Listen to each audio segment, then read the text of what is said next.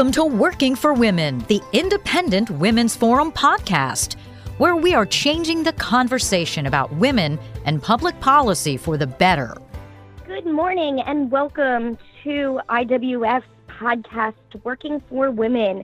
My name is Ashley Carter, and I am the Director of Coalitions for IWF, as well as the elected representative for DC's State Board of Education.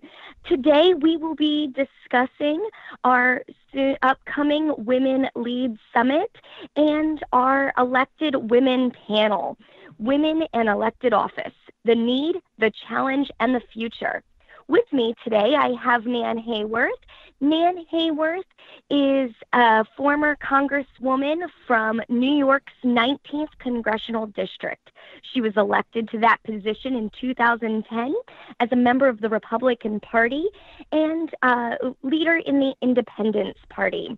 An ophthalmologist by trade, she received her bachelor's degree from Princeton University and her medical degree from Cornell University Medical College. Nan, welcome. How are you today?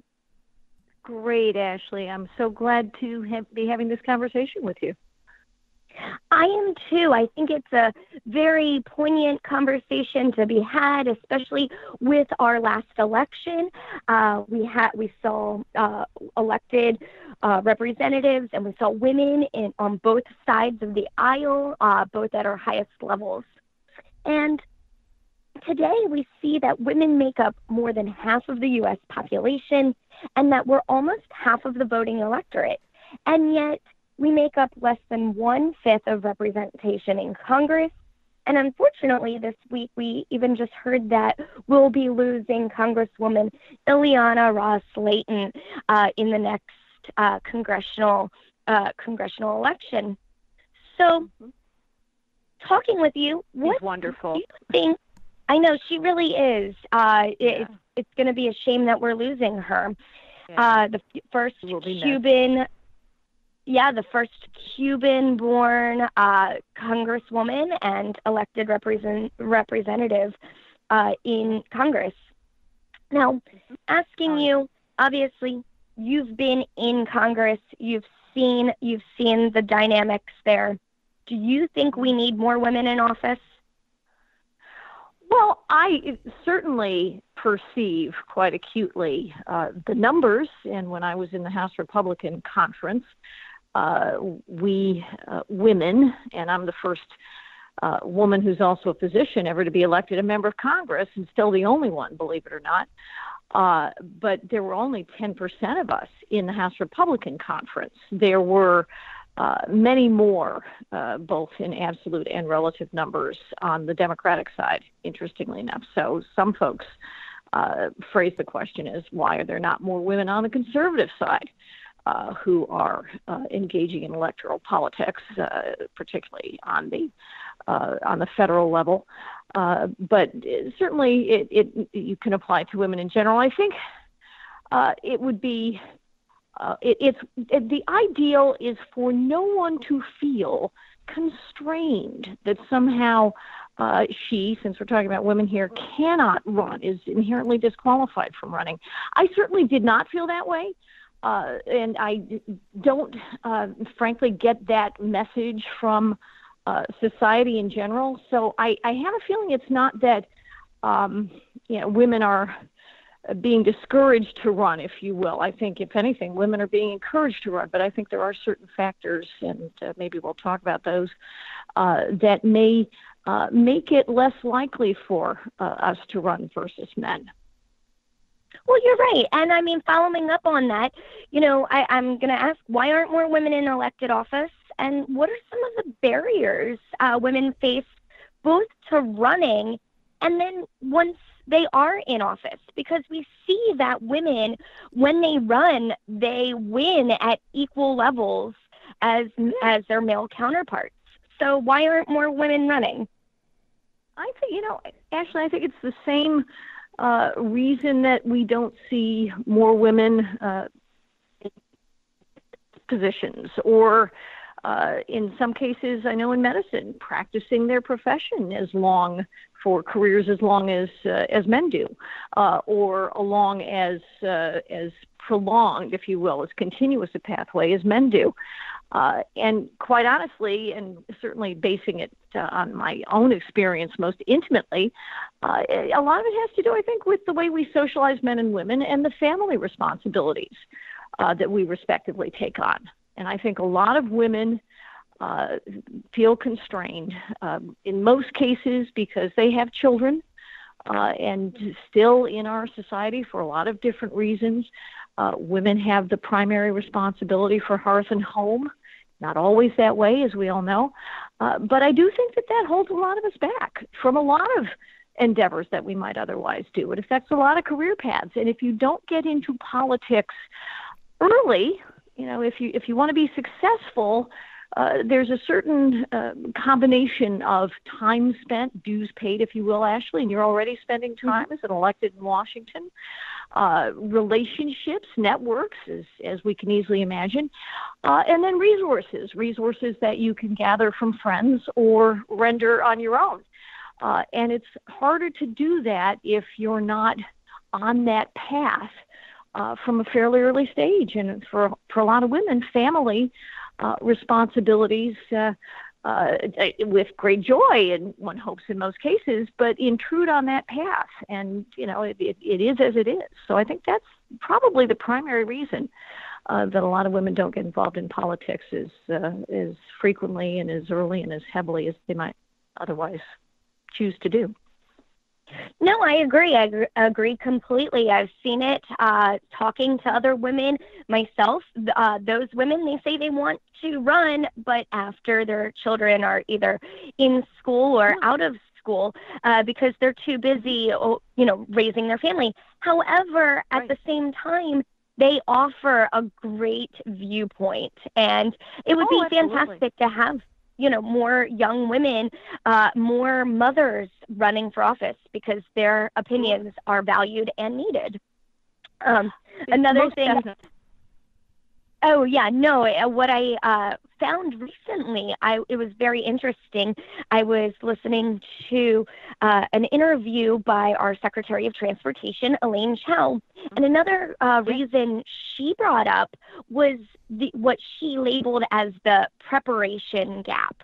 She said that too often women, they want to make sure they are fully prepared for everything that comes their way, and they want to be the expert in all areas or issues that might come up. Yeah. And you don't see that with men as well. Men will just get in there, they'll run for office, someone asks them to run, and they will jump in there the next day, whereas women want to study the issue. Well, that's fascinating, and certainly in my case, I'd have to say that there was certainly a significant drive to master the issues, no question about it. But it's an interesting point about perhaps men feeling more as though they can just kind of jump in and mix it up. And again, I think it probably relates in some way to just the demographics. There are folkways among women and folkways among men. Although I like to mix it up, and I've worked with and competed with both men and women, and quite honestly, and I've said this many times, I haven't perceived an awful lot of difference, believe it or not.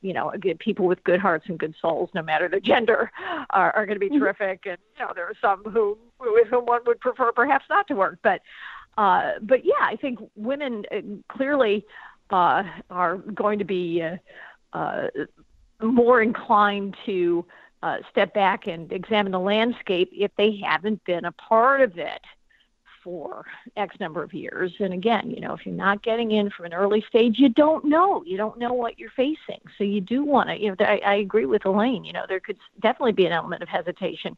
And I know when I started in politics, it was like I had to get to know everybody and everything really, really fast. And I think another aspect of it is that politics is still a very old-fashioned endeavor in a lot of ways. A lot of face time, A lot of you got to be there.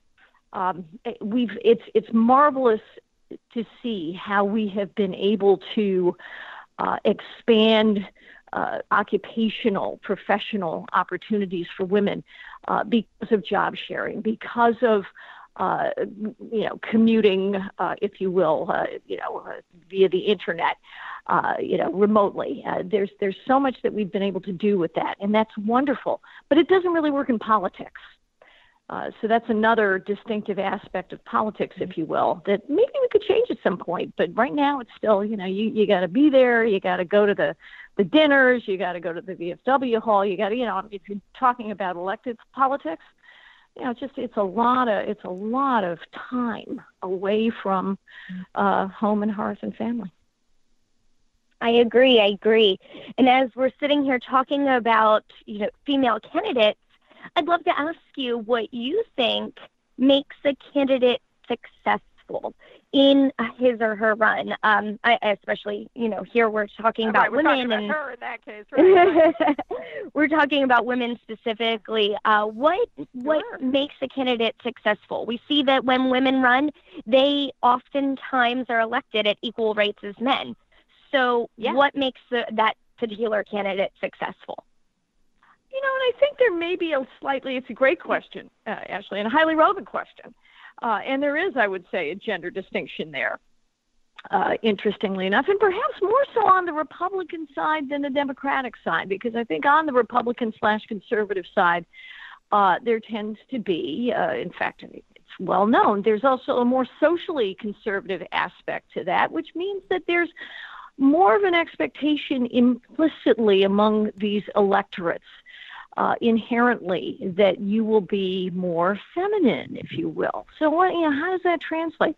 Well, it translates into approachable, warm, giving a lot of hugs, projecting compassion.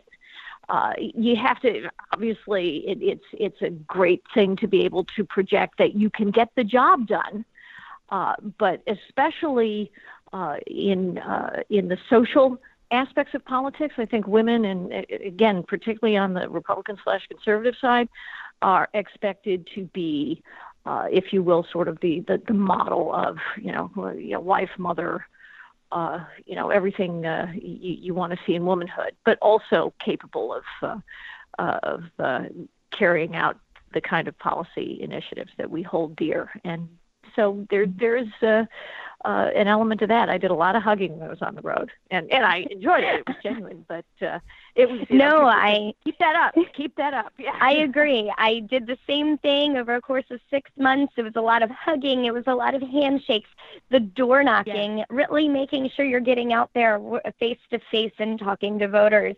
But also, I know earlier you mentioned resources, and it was interesting to me because I've seen over the past couple of years more access for women specifically with financial resources. PACs are coming through, more financial backing from the parties on both sides of the aisle. And also, when it's not just men who are oftentimes contributing politically nowadays. We see more women. Women are heads of households, and they want to get involved and invested in the political realm as well. Yes, sure. And I think that's the expected evolution of phenomena when we all have almost infinite access to information at this point. Women who are managing their lives and those of their families. And women have an incredible job these days. But we know how the other half lives, so to speak. We all do. So, we understand how important it is to get involved if we're actually going to get things done. And because, we have ever more independent access to resources, we can direct them toward other women in ways that we couldn't even a couple of decades ago. I agree. And, right now we're sitting here talking about women, barriers, making candidates successful. But again, oftentimes, even today, it comes down to, frankly, just a lack of women running for office. What do you think are some things that we can do to just get more women to run and change perspectives and get more women elected? Well, I think we can actively recruit women. We can concentrate political efforts on that. We need to direct more efforts from organized Republican and conservative entities in our particular side of the aisle, if you will, on that. I think Democrats and the left have a more robust participation by women for a lot of different reasons. But on the Republican side, I think we have to do much more. There's a lot of talk about it, but there hasn't been, while there have been more resources, Ashley, and you're right, our efforts are dwarfed by those of the other side.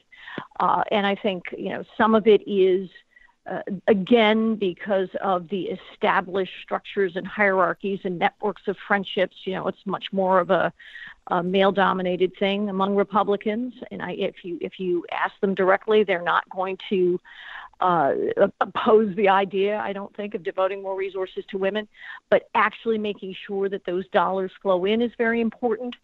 And of course, women-to-women support efforts are key. Again, on the Republican/conservative side, I think, and I don't know what the breakdown is, but I know in New York Metro, which is where I live, there are a lot more active women with money on the Democratic side than on the Republican side. And there are a lot more women who are affluent in business, who are just the numbers, who are active on the Democratic side than on the Republican side. And in areas of urban concentration, bi-coastally, that's where a lot of the women with money are. So it's, one of our challenges as a party and as a cause is to try to engage those, that demographic, those affluent women with resources who tend to be among the affluent people with resources who support Democrats. So we have to make our case among them that women are empowered in Republican and conservative causes, that what we're doing, and IWF is so marvelous and so worthwhile, punching above your weight in sending the message that the issues that conservatives support and seek to advance benefit everyone, and they benefit every woman. And that's such an important message to send if we want to help direct resources toward Republican candidates who are women or conservative candidates who are women. Oh, I couldn't agree more. I mean, making sure that we are asking a woman to run. They say statistically women have to be asked many times before they'll even consider a run. And I want to make sure that our listeners know that we're not just making sure that we're getting any woman to run, because it's not just about having female representation, but it's about having good candidates run. We want to make sure that we have good candidates. And again, you're talking about these Democrat women. Too often times the Democrat Party has billed themselves as the party for women. And unfortunately, today we haven't seen that that's the case. I mean, Republicans, overwhelmingly, we as women are a party with a myriad of different ideas. We are not in lockstep with each other on many different issues, and both socially and economically. So I think you've hit the nail on the head there about making sure we are making billing ourselves and representing ourselves out to the public for more fully. So last but not least, we're sitting here looking towards the future. And do you think that we will have more women in political office? And how do you think that will shape the future of government, not just at the federal level, but at the state and local level as well? Well, what my dream, Ashley, is that we have proponents of a restrained and respectful and effective government, which in my lifetime, that has been obviously more the province of my Republican party philosophy than the other side. So that's what I want to see, ever more appreciation of the critical importance of doing government right, and of having policies that actually liberate us from the burdens that government imposes. Again, IWF has been incredibly important in that. And if we're successful in propounding the message that it's crucial to the success of every member of society, including women, to have those kinds of sensible policies in place, and if we can encourage women who believe that to get involved, and if we can facilitate their involvement, and again, IWF, I think, does an amazing job with being heralds for that message. And I envision that IWF is going to continue to grow in strength and numbers and in leadership at the forefront of getting more women who believe, as we do, to get involved. And when they do, I think they will certainly be compelled to be effective. They do, my women colleagues were good listeners. They were compassionate servants. They cared about bringing everyone in to the fold and helping everyone to understand. They cared about particularly making sure that folks knew that families were being better served by what they proposed and what they voted for and what they fought for. And I think if we do those things, we have a great future. It may come in increments, but I think it will continue. I think it is a trend that we can build on, and IWF will be a leader in doing so. I agree. Slow and steady wins the race, and with IWF, we can help to shape public policy for the better with common sense regulations and great ideas. That's well, right. that is a great conversation. We're coming to the end of our podcast today. For our listeners, I want to make sure that you hear us and more at our Women Lead Summit. During our Women Lead Summit, we will have a panel with Nan Hayworth and myself, additionally with several other panelists. It's called Women and Elected Office: The Need, the Challenge, and the Future. It'll be May 16th in D.C.